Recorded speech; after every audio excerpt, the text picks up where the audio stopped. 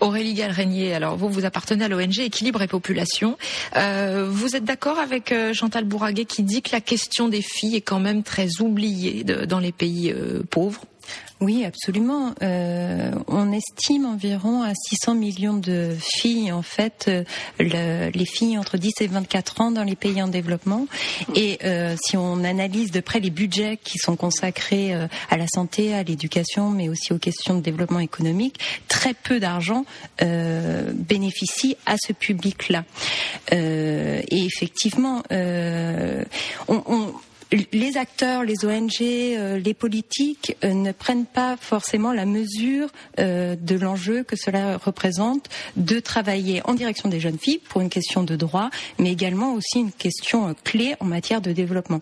Alors comment faites-vous, en tant qu'ONG, c'est ce qu'on appelle le plaidoyer, vous tentez d'influencer les décideurs?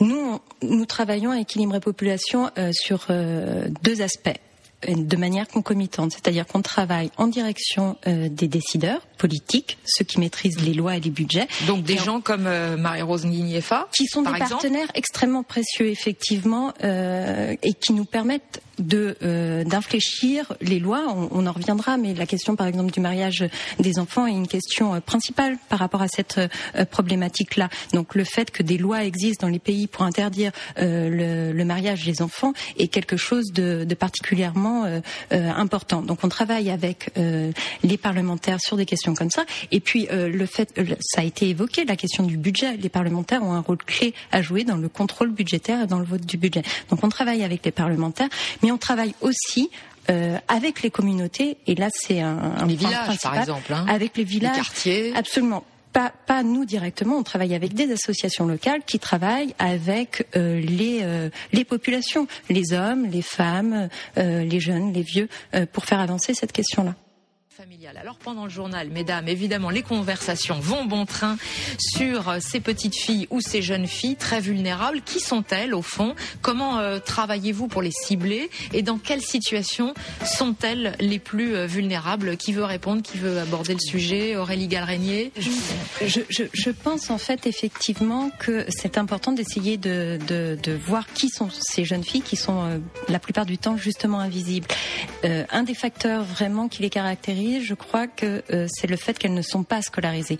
On a entendu tout à l'heure des actions qui se font en milieu scolaire, c'est certes extrêmement important, mais il ne faut pas oublier que parmi les 130 millions de jeunes qui ne vont pas à l'école dans le monde, 70% sont des filles, et que de fait ça les prive d'un accès à l'information. Pour vous, c'est plus difficile en plus de les rencontrer. C'est extrêmement difficile. Donc ça renvoie effectivement. Donc je disais le fait qu'elles ne soient pas scolarisées et qu'elles vivent pour un certain nombre d'entre elles sans leurs parents. Il faut voir qu'il y a un phénomène assez important dans plusieurs pays africains, le fait que beaucoup de jeunes filles vivent dans un milieu sans leurs parents parce qu'elles sont soit petites bonnes, soit domestiques, soit parce qu'elles sont envoyées à la ville dans une famille élargie. Voilà. Et ça, c'est quelque chose d'important. La question que vous posiez aussi, c'est comment on les identifie, parce que effectivement, elles sont invisibles. Je crois que là, c'est extrêmement important de rappeler qu'il faut travailler avec les communautés. On ne peut pas faire ce travail, on ne peut pas toucher ces les communautés dans une grande ville. Les communautés, ce sont à l'échelle d'un quartier un certain nombre d'acteurs clés, les groupements de femmes, qui connaissent où sont ces filles-là, les chefs religieux, les chefs traditionnels, mais aussi les jeunes eux-mêmes.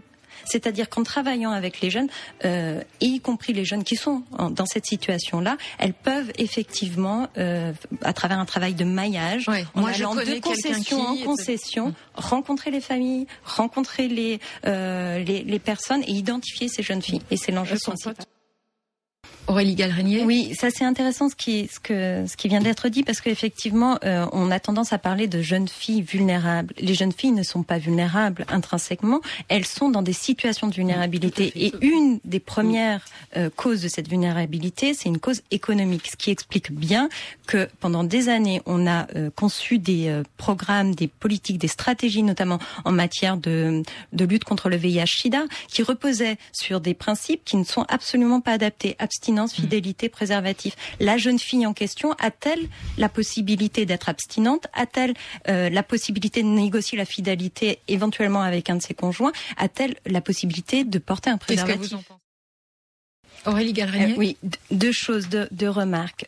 Pour contredire Christine, je pense qu'il est possible de travailler avec les jeunes, y compris à 10 ans, dans des jeunes filles en situation... Y compris des jeunes filles mariées de 15 ans, des jeunes filles mariées, y compris des jeunes filles mariées. C'est une question de négociation. Avec qui et comment? Avec les maris. Avec les maris. Et c'est en ça, c'est évidemment pas facile. Nous sommes dans des situations compliquées. Nous avons tout le monde fait la grimace dans le studio, alors on va les laisser répondre après. Parce que c'est effectivement très compliqué. On travaille par exemple avec une association au Bénin qui travaille avec les filles mères pour la première fois. Des filles qui ont 15-16 ans et qui sont mariées souvent avec des hommes beaucoup plus âgés. Effectivement, la première fois où l'association locale est allée sur le terrain de concession en concession pour identifier ces filles et pour dire voilà, c'est sûr que dans la cour on est mal reçu quand même, non? On est très mal reçu dans la cour, mais voilà, c'est une question de parole, c'est une question de dialogue, etc. Quand on parle ensuite avec les maris pour leur essayer de leur faire comprendre aussi qu'il y a un intérêt à ce que la jeune femme puisse s'occuper mieux du bébé qui est là, que le fait que ces jeunes femmes se regroupent 1 à 2 fois par semaine pour essayer d'avoir plus de compétences, mais en tant que mère, mais de manière plus large, qu'elles sachent écrire, etc.